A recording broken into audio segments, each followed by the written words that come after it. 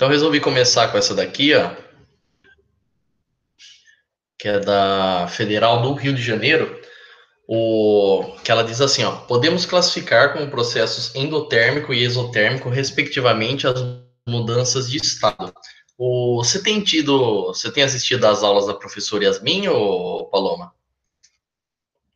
Da parte de Química A? Não sei, às vezes você entrou agora no cursinho, tem bastante gente chegando depois aí. Você assistiu às aulas de Química A já?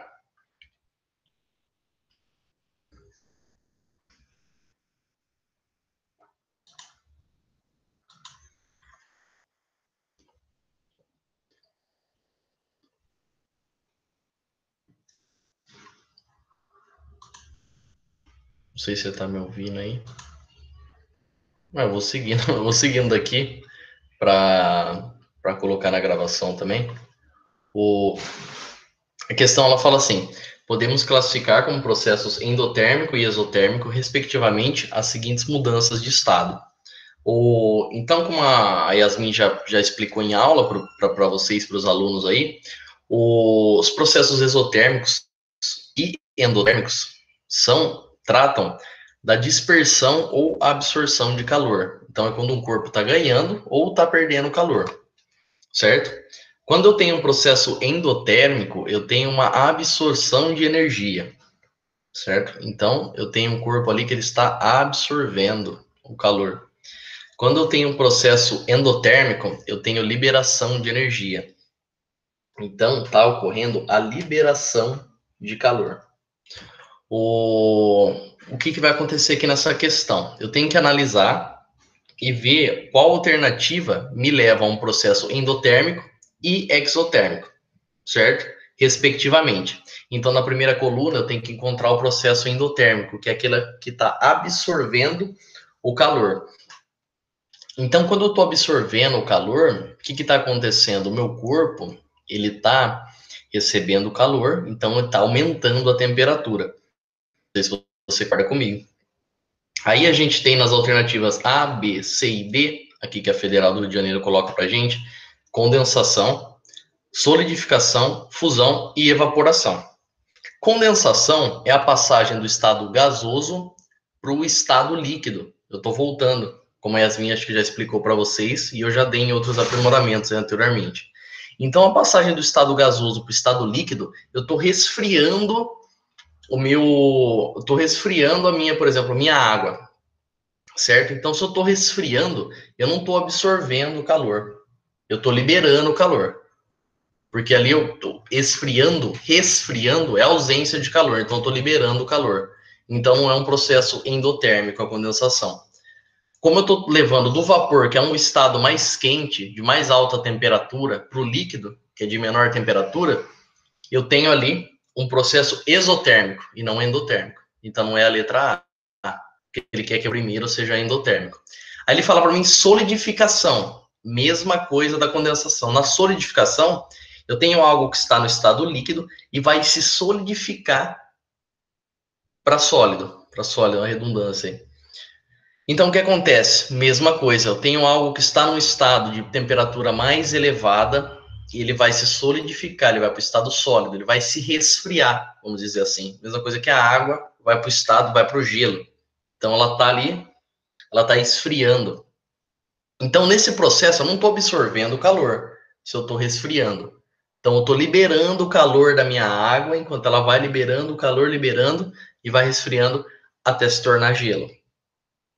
Na minha letra D, porque a C é a correta no caso, na minha letra D ele fala evaporação, que pode ser aplicado nesse caso. Evaporação, eu estou saindo do estado líquido para o gasoso. Ele está em temperatura mais elevada, então ele está absorvendo o calor, certo? Você fala, então pode ser esse aqui. Então a letra D está ok, a primeira parte. Na letra C eu tenho fusão. Fusão é do estado sólido para o líquido. Também está absorvendo o calor. Ele está indo do gelo para a água. Então eu estou aquecendo, eu estou jogando calor nele. Ele está absorvendo para transformar aquele gelo em água.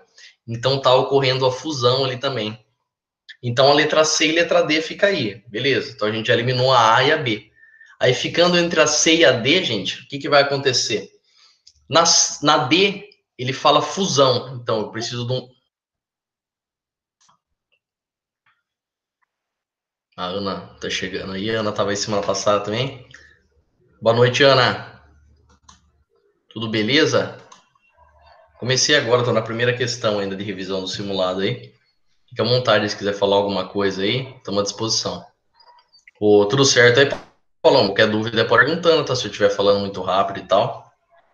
Eu tava comentando sobre essa questão aqui, Ana, de que trabalha sobre processos endotérmicos e exotérmicos. Aí não sei se vocês acertaram ou erraram, mas é sempre bom tá dando aquela revisada, porque isso aí a gente vai aglomerando aí ao longo do ano, né? Então eu tava aqui falando que a gente ficou entre a letra C e a letra D com a Paloma, porque ele pergunta respectivamente um processo endotérmico e exotérmico. Então a gente viu que fusão e evaporação são processos endotérmicos, porque eu estou ali absorvendo energia, então tecnicamente eu estou esquentando os meus elementos. Aí olhando agora para a parte do exotérmico, que ele libera energia, então ele dispersa calor, então o meu corpo fica mais frio, essa é a concepção que a gente tem que ter. A gente olha para a letra C e para a letra D. Eu tenho liquefação e tenho fusão. A fusão é a passagem do estado sólido para o líquido. Concorda, gente? Então, se eu tenho a passagem do estado sólido líquido, eu tenho a absorção de calor. Porque para eu ter um gelo e tirar ele do congelador, ele vai virar água se eu tiver um ambiente propício para isso. Ele vai começar a absorver calor daquele ambiente, vai começar a absorver calor, vai começar a derreter. Então, não é exotérmico. O exotérmico, ele libera calor, libera energia. Por isso que eu vou para a letra C. Eu já vi que fusão é um processo endotérmico, está absorvendo energia, está transformando o gelo em água. E vou para liquefação. Eles falam, nossa, liquefação? Eu não lembro muito desse nome. É sempre, se vocês quiserem anotar aí também, a liquefação, gente, ela é coincidente, ela é igual à condensação. Então, quando eu tenho liquefação, é igual à condensação. O que é isso? A condensação, ela é a passagem do estado gasoso para o líquido, de volta, né? Então, ela volta. Quando eu tenho esse resfriamento do meu vapor, ele volta para o estado líquido. Então, o que vai acontecer? Por que é um processo exotérmico a liquefação? Porque a partir do momento que eu transformo o vapor em líquido, em água novamente, eu estou resfriando ele. E o que esse resfriamento significa? A liberação de energia. Então, se vocês quiserem anotar aí como revisão para essa questão 65, o processo endotérmico, ele tem absorção de energia. Vocês podem colocar entre parênteses calor. Então, processo endotérmico, absorção de energia, calor. Você coloca igual a fusão. E podem colocar na frente a fusão é o quê? A passagem do gelo para a água. Se ela está absorvendo o calor, faz sentido isso, né? O meu gelo está se tornando água. E a liquefação é a passagem do vapor para a água, porque eu estou liberando o meu calor, eu não quero calor. Então o calor está sendo dispersado e eu tenho a passagem do vapor para a água líquida. Ficou claro aí, gente? Ser o mais metódico aí, o passo a passo possível. Deu para entender legal? Tá tudo certo. Deu sim, prof. É só uma perguntinha. Essa aqui é a primeira questão que você está corrigindo? Sim, A da primeira, né? parte que tem uma antes que é a 62, só que essa eu vou deixar por último, que ela é mais especial. Eu queria falar dela a par. Então, essa aqui é a primeira questão. Tá ok. Se vocês quiserem fazer anotação aí, qualquer dúvida pode perguntar. Paloma, se tiver qualquer questão aí, quiser perguntar, fica à vontade também. Tá bom? Estou à disposição aqui. Saindo da 65, gente, a gente vai para 66, da nossa querida Unicamp, aqui do lado da minha cidade. Eu moro em Limeira, tá? Não sei se a Paloma é de Limeira também, eu sei que a Ana não é aqui do estado. Essa questão aqui também trabalha da parte do ponto de vista, perdão, de questão de evaporação, de ponto de fusão, trabalha com a questão de mudança de estados, que foi trabalhado na aula com a Yasmin. Eu também dei um aprimoramento sobre isso, acho que na segunda aula. E a questão fala assim, ó.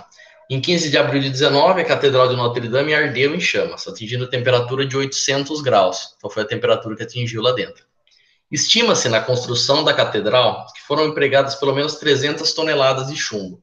Então, é o chumbo que está em questão aí, material usual à época. O chumbo é um metal pesado com elevado potencial de contaminação em altas temperaturas. Sabendo que o ponto de fusão do chumbo é aproximadamente 300 graus aí, e seu ponto de ebulição é de 1750, identifique a curva que pode representar o histórico da temperatura de uma porção de chumbo presente na catedral. Então ele fala, identifique a curva que pode representar o histórico de temperatura. Então ele quer que a gente analise nos gráficos qual é o gráfico que melhor representa como o chumbo se comportou dentro da catedral pegando, entrando em chamas. Então ele quer que a gente analise como que o chumbo, como se fosse uma água, por exemplo, que eu estou aquecendo. Como que se comportou em relação à temperatura esse chumbo. Bem como o fenômeno corretamente relacionado ao potencial de contaminação. Eu achei essa questão muito, muito, muito interessante mesmo, porque pega vários pontos do que a gente já estudou. Então, só tendo como exemplo aqui o gráfico A, ele traz a curva aqui do gráfico, toda a questão da temperatura em função do tempo, e traz também o que está acontecendo, se é evaporação, se é ebulição, acho que ele só fala isso, se é evaporação ou se é ebulição. Não sei se você estava aqui no aprimoramento, acho que somos só eu e você agora, Ana. Eu tenho que deixar a aula gravada aqui, então vou seguir. Mas se tiver algum ponto especial aí que você achou dessas questões de química no simulado, pode me falar, tá? Não sei se você estava aqui no aprimoramento que eu comentei qual que é a diferença da vaporização, que ela apresenta 3 tipos, a calefação, a ebulição e a evaporação. Você estava aqui nessa aula, Ana? Não, Não estava? não tava. Certo. Quando a gente tem a passagem, essas mudanças de estado, a gente tem a passagem do estado líquido para o gasoso, que se chama vaporização. Então, é vaporização. E dentro da vaporização, a gente tem, se você quiser anotar aí, a gente tem, o que vai servir para entender bem essa questão, a evaporação e a ebulição. Então, essas duas são processos, são mudanças de estado físico do líquido para o gasoso. Ambas são. Qual que é a diferença delas? Na ebulição, você lembrar da água que você coloca na panela para fazer um miojo, por exemplo. Você colocou a água na panela, você espera ela começar a ferver, ela vai começar a borbulhar, aí você pode colocar o miojo. O que significa essa borbulha? A água está começando a dar aquela evaporada, você vê aquela fumacinha saindo, significa o quê? Que você atingiu 100 graus, que é a temperatura de ebulição da água. No caso da evaporação, é semelhante quando você estende a roupa no varal. Por exemplo, você coloca a roupa no varal um dia que tem 30 graus, por exemplo, ela não vai, você colocou a roupa no varal, que a gente coloca a panela no fogão, você colocou a roupa no varal, depois de 10 minutos você voltou lá, ela está seca. Não, é um processo lento, é um processo demorado, porque não atingiu a temperatura de evaporação da água, que é 100 graus. Então você deixa a roupa lá por 3, bota a mão nela, tá meio moradinha ainda. Por 5 horas, bota a mão, secou. É um processo mais lento do que comparado àquela água que você tem evaporação no fogão. Então são 2 processos. A ebulição é mais rápido, porque você atinge a temperatura de evaporação da água, que é 100 graus. E a evaporação não. Você estendeu a roupa no varal, você tem um dia com 25 graus, ela vai demorar de 4 a 5 horas para evaporar, porque é um processo gradual. Vai evaporando, vai evaporando, vai evaporando até evaporar totalmente. Deu para entender, Ana? Deu sim. Então, o que acontece aqui? Ele fala, eu achei muito importante anotar essas informações, até se você quiser anotar, Ana, para a gente fazendo junto, ó. Que a catedral, ela está numa temperatura de 800 graus. Então, a gente tem uma temperatura de 800 graus. Beleza. Temperatura catedral, 800 graus. Ele fala que a minha temperatura de fusão é 325, 327,5. Beleza. E fala que a de ebulição, para ela passar do líquido para o gasoso, é 1750. Tranquilo também. Fechou. Então, eu tenho esse 800 graus, câmera. Se eu tenho a catedral no 800 graus, significa que o meu chumbo já passou pelo ponto de fusão, que é 327. Então, ele já saiu do estado sólido e ele está líquido agora. Ele está líquido. Beleza, então. Ele pergunta qual gráfico melhor representa essa questão. E aqui ele fala que o processo pode ser de evaporação ou ebulição. O que você acha? Ó, a temperatura de ebulição do chumbo é 1.700. A catedral está a 800. Você acha que o meu processo vai ser de ebulição, ele vai evaporar rapidamente? Ou o meu processo vai ser de evaporação, ele vai evaporar gradual, vai ser gradualmente, essa evaporação vai ocorrer gradualmente, até ele evaporar totalmente. Porque eu tenho 800 graus na minha catedral, sendo que a temperatura de ebulição dele é 1.700. Você acha que eu vou ter uma ebulição ou uma evaporação nessa questão? Tem algum palpite? Uma evaporação? Isso, boa. Uma evaporação, por quê?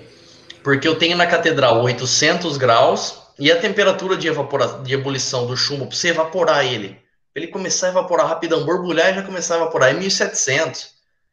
Então, ocorreu um incêndio na catedral e aquele chumbo foi evaporando, foi intoxicando o ambiente, foi evaporando aos poucos, não totalmente. Porque você tinha só 800 graus no ambiente. Então, você tem a letra A com evaporação, a gente mantém ela. Você tem a letra B com ebulição, vamos excluir ela, né? Você tem a letra C com ebulição, vamos excluir ela. E letra D. Beleza. Feito isso, a gente analisou qual que é o processo. Então, era pegar a característica que está a catedral, que ela está a 800 graus, e ver que a temperatura de ebulição do chumbo era muito superior a isso. Por isso, eu vou ter um processo mais lento de vaporização. Aí, eu vou olhar para o gráfico agora. Beleza. Então, eu tenho esse gráfico aqui, sobe, fica reto, sobe aqui, reto, desce, fica na mesma medida aqui, desce de novo. E tenho esse aqui todo desregulado.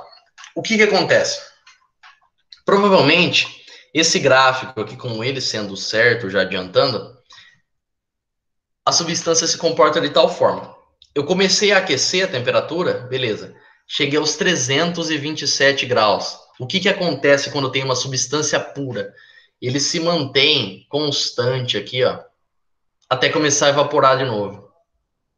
Então, aqui ele evapora. Você vê que é um processo que, por tempo, ó, eu tenho isso aqui de tempo, ó.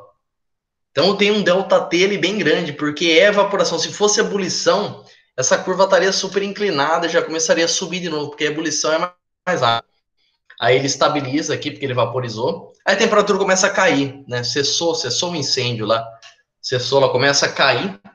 E no mesmo nível que ocorreu a fusão, ocorre a solidificação e ele vai descer de novo e vai ficar sólido. Aquele material que não evaporou, não ficou líquido, ele vai ficar sólido novamente. Por que esse gráfico, o D, está certo e não A? Porque você concorda comigo que eu tenho evaporação também, beleza? Mas aqui ele veio, teve a fusão. Beleza, ficou líquido. Evaporou, estagnou aqui, desceu. Ou ficou líquido de novo. Só que se ele ficou líquido aqui a 300 graus e evaporou, como que ele volta aqui e fica líquido a uma temperatura muito maior aqui, que nem você está vendo? Ó? Não pode acontecer isso. Se eu tenho uma temperatura de fusão do chumbo é 300 graus, ele vai voltar e vai virar sólido de novo a 300 graus. Não tem essa diferença. A não sei que você coloque um sal. Ah, não, misturei chumbo com ouro. Não, beleza. Misturei chumbo com prata. Beleza. Você alterou as características do material. Nessa questão, não. Você teve a fusão dele a 300 graus, é uma evaporação. Ele evaporou.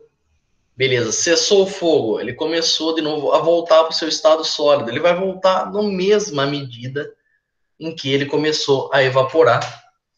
Deu para entender, Ana? Ou ficou meio confuso? Deu sim. Uma Deu? explicação. Uhum. Qualquer problema, Eu só tinha avisar. ficado entre a D e a A. Quando tava fazendo a prova. Aí Ah, daí sim. eu marquei a D no chute mesmo, que eu não sabia ler direitinho. O gráfico tá mais nivelado, né? Acho que eu vou nesse aqui mesmo, tá mais Eu bonitinho, né? chutei. Foi. Não, Mas agora eu sei explicar o porquê. não são ocasiões, é que nem, são questões vestibulares que ela é que nem essa que ela cobra mais um ponto de vista. Então você tem que analisar primeiro o processo, que nem eu falei, a gente separou a evaporação, né? a gente já anulou a B e a C, beleza, foi embora. Só que daí você cai e vê o gráfico, é uma outra questão. Você tem que analisar a temperatura de fusão, a temperatura de solidificação desse lado aqui, ver que elas têm que ser iguais, se equiparar, para você poder selecionar ela. Mas que bom que você acertou aí. Espero que agora tenha ficado mais claro que mesmo quando a gente acerta, às vezes que nem o seu, não foi totalmente um chute. Você selecionou metade da questão, tá ótimo, mano. Perfeito, é esse o caminho mesmo. Só que faltava um detalhezinho no final aí. Espero que tenha preenchido, você tenha entendido de verdade. Se não entendeu, pode perguntar, gente. Explica de novo. Porque é nesse caminho, porque daí chegar lá na frente, isso aí só vai incrementando um pouquinho mais. Entendi, sim, agora sim. Essa minha 7 aqui é mais tranquila, né? É mais uma questão de fundamento. Essa aqui você acertou? Ah, não. Você está lembrado? Não, tô com o gabarito aqui. Eu marquei a C. Marcou C. Uhum. Não, tá certo. Essa pergunta eu achei muito inteligente, muito interessante para um começo de ano que a gente está agora. Todo mundo quer sair acertando tudo, mas era uma pergunta que pega muita gente e pode pegar muita gente no cotidiano também. Até pode pegar a pessoa que um químico que não se aprofundou muito, ele já vai ser ali falar direto. Ele fala substância pura, porque a gente tem que entender que a água mineral que a gente toma é uma mistura homogênea. O que significa isso? Que no meio ali da mistura da água, eu tenho sais minerais. Que nem a água que a gente pega da torneira para escovar o dente, ela tem flúor, né? Ela é carregada com flúor. Por quê? Para combater a cárie, prevenir doenças aí bucais. Então eu tenho um flúor dentro da minha água. A partir do momento que eu já tenho flúor na água, ela já não é uma substância pura. Ela é uma mistura. E nós que fazemos faculdade de química, por exemplo, eu, a Yasmin, a Cris, quando você vai no laboratório, você já esquece totalmente que essa água que a gente toma é uma substância pura. Ela é uma mistura, porque o que a gente mais usa no laboratório é água destilada, por exemplo. Então, a água destilada teve aquela destilação que a gente já conversou na semana passada, já evaporou todos aqueles sais. A única coisa que eu tenho ali é a água propriamente dito. Então, a água destilada é uma substância pura. Então, como você assinalou aí corretamente, até para o pessoal que vai assistir o vídeo depois, é uma mistura homogênea, porque eu tenho a água combinada com cálcio, combinada com flúor, tenho todo outros sais nela que eu não consigo ver. Então, é homogênea, não é heterogênea. Tá mais do que certo, Ana. Show de bola. Aqui tem uma questão bem conceitual da Unicamp agora, 2016, que fala que tem um textinho aí que fala que a empresas que fabricam produtos de limpeza têm se preocupado cada vez mais com a satisfação do consumidor e a preservação dos materiais que são sujeitos ao processo de limpeza. No caso do vestuário, é muito comum encontrarmos a recomendação para fazer o teste da firmeza das cores para garantir que a roupa não será danificada no processo de lavagem. Que é aquela coisa da mãe, da avó, de misturar roupa colorida com roupa branca. Por que não pode fazer isso? Esse teste consiste em molhar uma pequena parte da roupa e colocá-la sobre uma superfície plana. Em seguida, coloca-se um pano branco de algodão sobre sua superfície e passa-se com um ferro bem quente, para ver se vai evaporar e vai passar aquela cor, do tecido colorido vai passar para o branco. Se o pano branco ficar manchado, sugere-se que essa roupa deve ser lavada separadamente, pois durante esse teste ocorreu Aí, você pode falar assim, se aqueceu o tecido. E aqui nessa questão daria para você acertar já na primeira vírgula. Antes da primeira vírgula. Então, se aqueceu ali, ó, com ferro, para ver se passa a cor da roupa colorida, roupa branca. Você lembra que você colocou nessa questão, Ana? Só por curiosidade mesmo?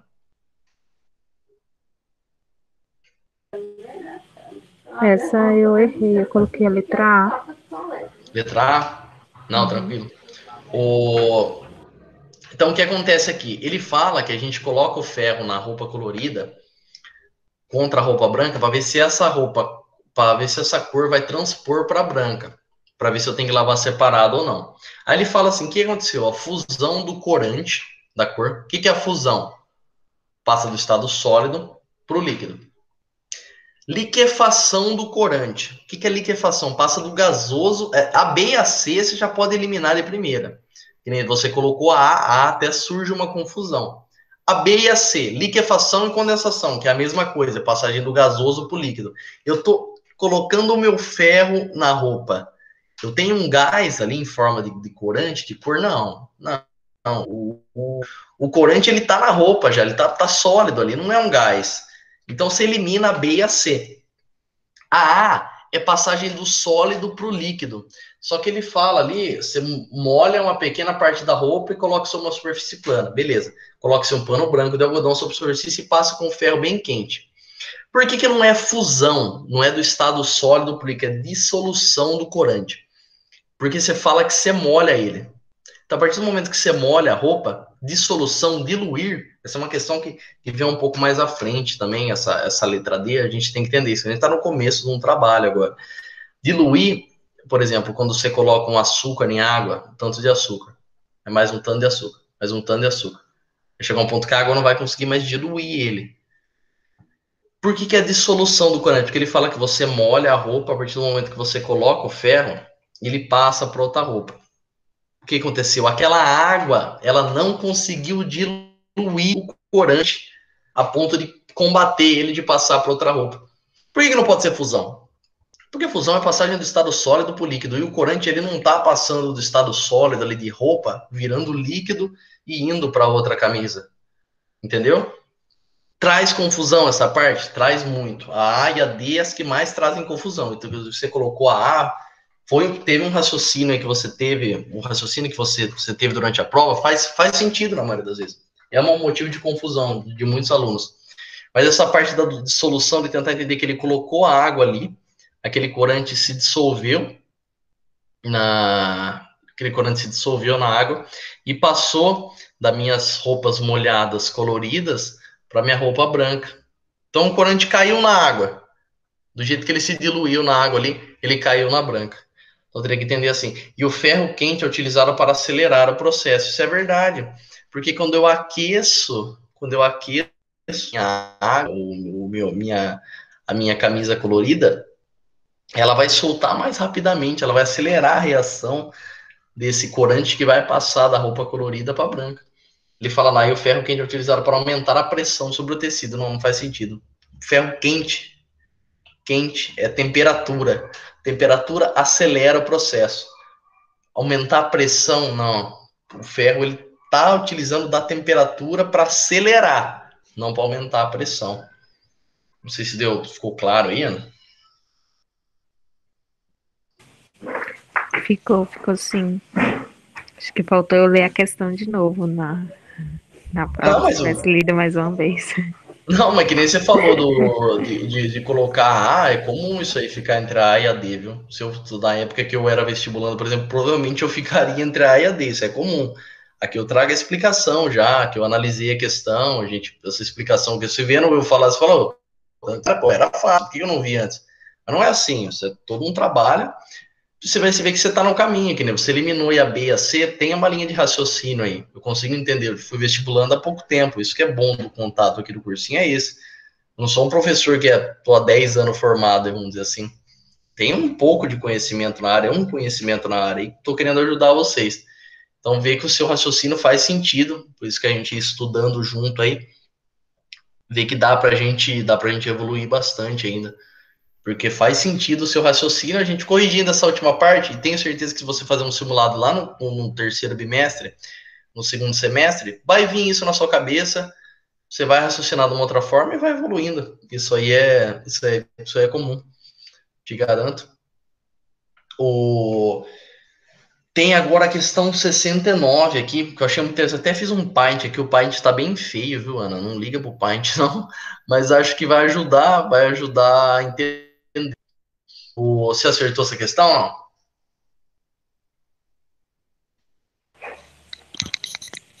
É a 69, né? Isso. Eu coloquei a D, acertei. Boa, tá certo, viu? Pensou legal. Adicionando excesso de água, essa primeira parte é muito importante. Excesso de água. A mistura formada por sal de cozinha, areia e açúcar. Obtém-se um sistema homogêneo, heterogêneo, homogêneo, bifásico, monofásico, bifásico e monofásico.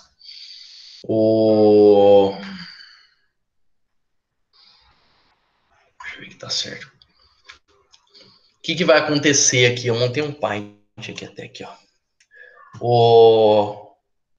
Deixa eu colocar aqui. É coisa rápida. Você tem a água, mais o sal, mais o açúcar. Ele fala que você colocou água em excesso. Então, o que vai acontecer? Quando a gente coloca água em excesso num pouquinho de sal, ele fala que está em excesso a água. Tem mais do que eu preciso. Ela vai diluir aquele sal. Se eu coloco no açúcar, ela vai diluir aquele açúcar também. Vai diluir totalmente. Então, o que vai ter? Um sistema homogêneo. Você não vai conseguir ver, né? Você não vai conseguir ver o sal nem o açúcar. Aí, a areia, ela vai diluir? Não, a areia não. A areia vai ficar como precipitado, ela vai ficar embaixo. Então, esse é o raciocínio que eu tenho que ter. Quando eu misturo água, sal, açúcar e areia com a água em excesso, eu diluo o sal, diluo o açúcar, eu não consigo ver ambos, não vou conseguir ver nem o sal, nem o açúcar. E a minha areia vai ficar como precipitado embaixo. Então, não vou conseguir diluir ela. Então, por isso que é um sistema bifásico, né? Porque é um sistema que eu tenho a areia e tenho a água. Então, deu para entender, Ian? Você acertou, você tá craque aí já? Deu pra entender sim. Então, Mas tem esse é o casos raciocínio. que o açúcar ele demora mais para diluir, né? Isso, que nem a gente vai estudar mais para frente, a questão de solubilidade. Que eu, por exemplo, vou começar a ter a quantidade de açúcar que uma quantidade de água consegue diluir. Por exemplo, assim, ó, tem um exercício que fala assim: eu tenho 100 ml de água, e 100 ml de água conseguem diluir 14 gramas de sal, 100 ml de água conseguem diluir 15 gramas de açúcar, certo? Eu tenho 16 gramas de sal e de açúcar. Eles vão aparecer ou não? Então, peraí, meu sal, 14 gramas dilui, 15 gramas de açúcar dilui. Eu tenho 16 gramas de cada um. Então vai sobrar um pouquinho, né? Então não vai diluir tudo. Aí eu vou indicar o que essa solução minha é, que está aparecendo o açúcar e o sal, eu vou dar um nome para ela. Então essa questão é mais para frente. Mas só para você entender que depois, mais para frente, a gente vai dar números para isso, né? Então aqui a gente só fala de um Entendi. jeito mais abstrato, e aqui no exercício ele dando esse excesso de água, a gente dá a entender que o açúcar e o sal vão ser diluídos. Mas mais para frente pode acontecer que não, que nem você falou, tem casos que não. Se eu tenho um açúcar mais do que a minha água tem capacidade de diluir, imagine que a água ali, ela está comendo o açúcar, né? A partir do momento que ela estiver satisfeita, não cabe mais açúcar nela ali. O açúcar vai começar a aparecer. Aí que você fala que o açúcar fica visível, né? Então é interessante essa observação sua. A gente vai ver mais para frente essa questão de solubilidade de soluções, perdão, e vai ficar mais claro aí, você vai ver. Muito legal esse assunto. Agora tem a 62, né?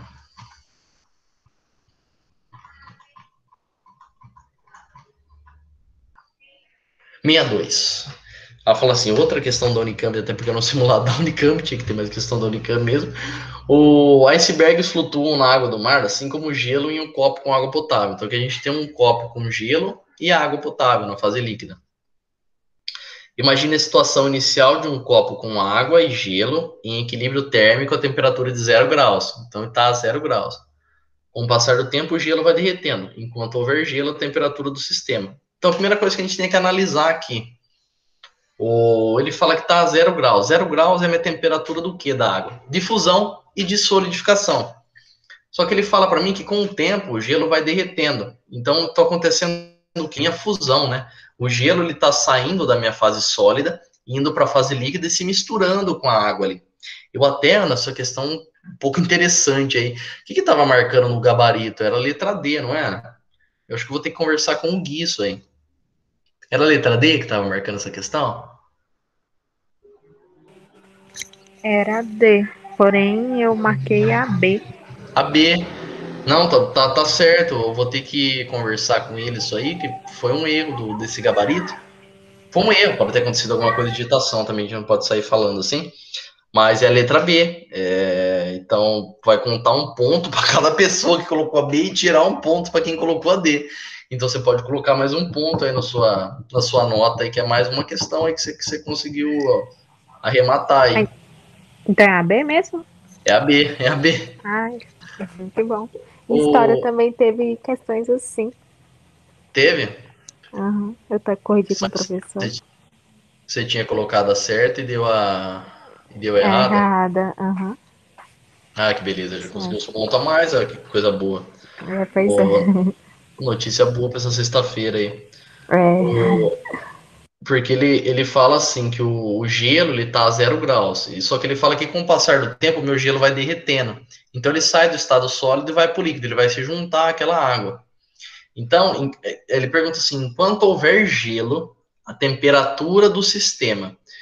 Essa pergunta aqui, enquanto houver gelo, a temperatura do sistema, eu tenho que voltar lá no meu gráfico de substância pura.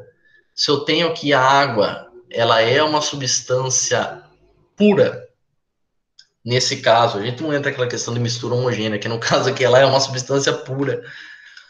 O que acontece com a temperatura do meu sistema até o gelo derreter? Porque ele fala assim, enquanto houver gelo, o que vai acontecer com a temperatura do sistema? Ela vai permanecer constante. É aquele gráfico reto, que sobe, aí enquanto eu estou tendo a fusão, ele se mantém reto, aí eu vou para o estado gasoso agora, ele sobe, cheguei no estado gasoso, ele está passando do líquido para o gás, está tendo ebulição, evaporação, ele se mantém reto. Então, enquanto eu tiver a fusão ocorrendo, a minha temperatura vai permanecer constante. E o que vai acontecer com o volume do meu sistema? Ele vai diminuir. Aí você fala, oh, eu coloquei essa aqui, mas eu não entendi muito bem. Por que ele vai diminuir? Só para você entender, eu vou fazer no Paint aqui, ó. Só para você ter uma ideia, não vai ficar uma coisa muito clara, mas a gente vai tentar, né? Apagar isso aqui. Vai tentar, eu acho que eu não mexo no Paint desde o que a pandemia faz com nós, desde do pré, acho. O que vai acontecer? Ó? A gente tem o gelo, certo? Gelo, o gelo, uma seta, ele é outra seta para baixo, vai entendendo enquanto eu vou falando. E um D, ele é menos denso que a água na fase líquida. Então a água na fase líquida aqui tem maior densidade. Como eu queria estar escrevendo isso aqui na lousa, eu me empolgo, né? Quando eu estou escrevendo na lousa, eu me empolgo. É tão bom você explicando as coisas assim. Então, a água líquida, ela é mais densa que o gelo. Então, o que vai acontecer? Como o gelo é menos denso que a água líquida, ele vai ficar na parte de cima. Aí você fala, João, mas o que isso tem a ver com volume? Como que eu vou saber que isso vai alterar o volume do meu sistema? Ele fala aqui que o volume do sistema diminuiu. Como você selecionou, e eu falei que está corretíssimo, é isso aí mesmo. Então, o volume do meu sistema vai diminuir por quê? Quando o gelo derreter. O que vai acontecer? O gelo derreteu, eu vou ter só água na fase líquida. Água na fase líquida, o que acontece? A minha densidade é maior, certo? Qual que é a fórmula da densidade? D é igual a M sobre V. O que significa isso aqui? Ó? Se eu falo que a minha densidade é maior, aí a gente já vai para a matemática. Se eu tenho um sinal de igualdade aqui, certo? Eu falo que a minha densidade é maior, o que tem que subir aqui também? A minha massa ou o meu volume? Para isso aqui ser maior. Se eu tenho aqui 1 sobre 2, ou, por exemplo, 4 de massa e 2 de volume, é melhor que a massa seja maior para a densidade subir. Você não concorda comigo? Então, a minha massa vai subir aqui e o meu volume vai cair. Então, numa mesma massa, eu vou ter um menor volume. Porque a minha densidade tem que ser maior. Eu tenho a água. A densidade da água é maior, porque ela fica embaixo e o gelo fica em cima. Então você tem que fazer toda essa análise matemática, não precisa fazer essa simbologia que eu fiz, mas você desenvolvendo isso na sua cabeça, num raciocínio, como imagino que você fez, Ana, brilhantemente, você consegue chegar no resultado da questão, até para o pessoal que vai assistir depois aí. Então a gente viu que a temperatura permanece constante, porque já aprendemos sobre gráfico de substância pura. enquanto a minha transformação não ocorre totalmente, a temperatura permanece constante. O meu volume vai diminuir, por quê? Porque eu vou ter só líquido agora. O líquido, a água líquida, tem maior densidade que o gelo. Se ela tem maior densidade, é massa sobre volume. O que eu preciso ter maior? O número que está em cima ou embaixo? O número que está em cima, a massa, né? O volume pode diminuir. Então, meu volume ele vai diminuir, enquanto a massa vai aumentar. Se ele perguntasse da massa, a massa aumenta e o volume diminui. Mas ele só quer o volume, então o volume diminui. Temos a letra B como corretíssima aí. Deu para entender, Ana? Deu sim. Certinho. Inclusive que esse desenho horrível do Paint aí, peço perdão aí. Não, tá tranquilo. Eu anotei ele também. Mas é o que o EAD coloca pra gente aí. Então era essas nossas questões aí. Ficou com alguma dúvida, Ana? Quantas questões você. Ó, minha 2, minha 5, minha 7. Você foi bem em química, tem, Ana? Tá bom, né? Ganhou mais uma, agora que é a minha 2, que você achou que tinha errado. Hein? Deu pra ir bem, né? Deixa eu, deixa eu encerrar a gravação aqui. Ficar conversando.